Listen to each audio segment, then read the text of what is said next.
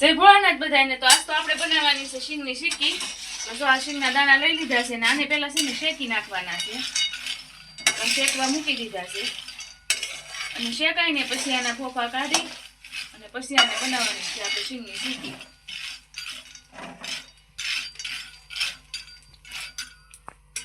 તો આપણા દાણા છે ને જો શેકાવા મીણ્યા છે. જો કંઈક આવી રીતે મસ્ત શેકાઈ ગયા છે. ખરખા શેકાઈ જાય ને તો ફોફા જલ્દી ઉછળી જાય.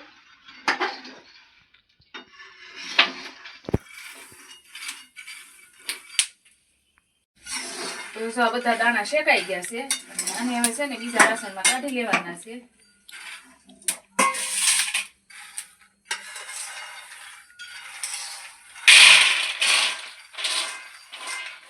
હવે આને ઠરવા દેવાના છે. ઠરી જાય ને પછી આના ફોફા ઉપાડવાના છે.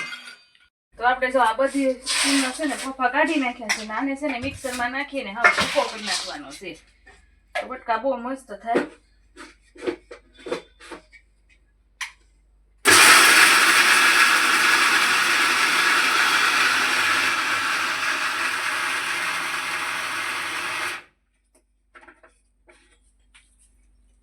આવી રીતે ભૂકો કરી નાખવાનો છે બધી શીંગનો.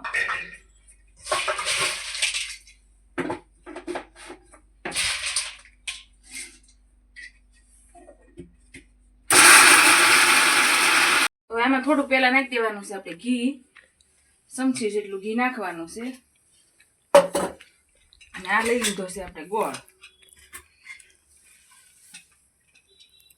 એટલો નાખી દઈશું આમાં ગોળ.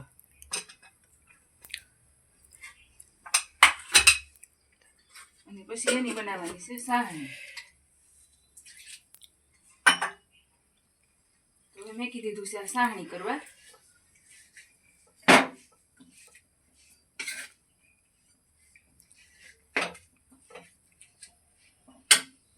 અને આનો જો એકદમ મસ્ત એવો ભૂકો થઈ ગયો છે.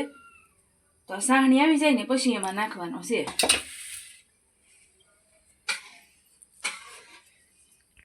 તો જો આપણે આ સાહણી થઈ ગઈ છે. જો આવી રીતે થોડીક થવા દેવું એટલે થઈ જાય.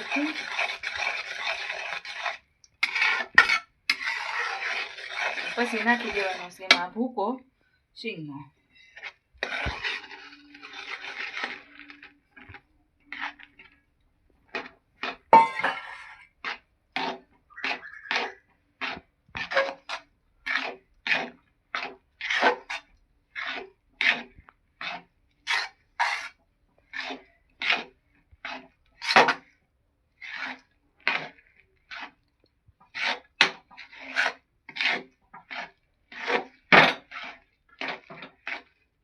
થઈ ગયું છે આ બધું મિક્સ ને હવે હેઠે ઉતારી અને થાળીમાં પાથરીને બટકા પાડી નાખવાના છે.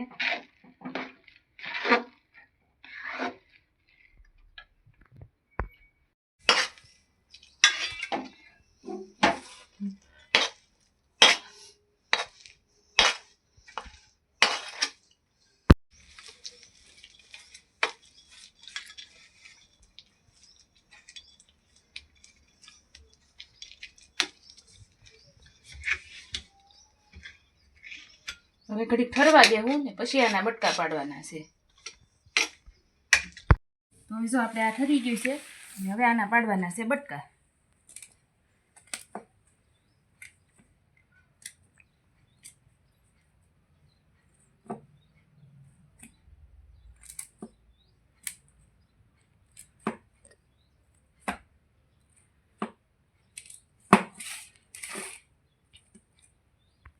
તો હવે જો આ થઈ ગયા છે તૈયાર અને હજી આને ઘડીક વાર ઠરવા દેવાનું છે. બટકા તો થઈ ગયા છે પણ એ ઠરી જાય ને પછી ઉખેડી નાખશું.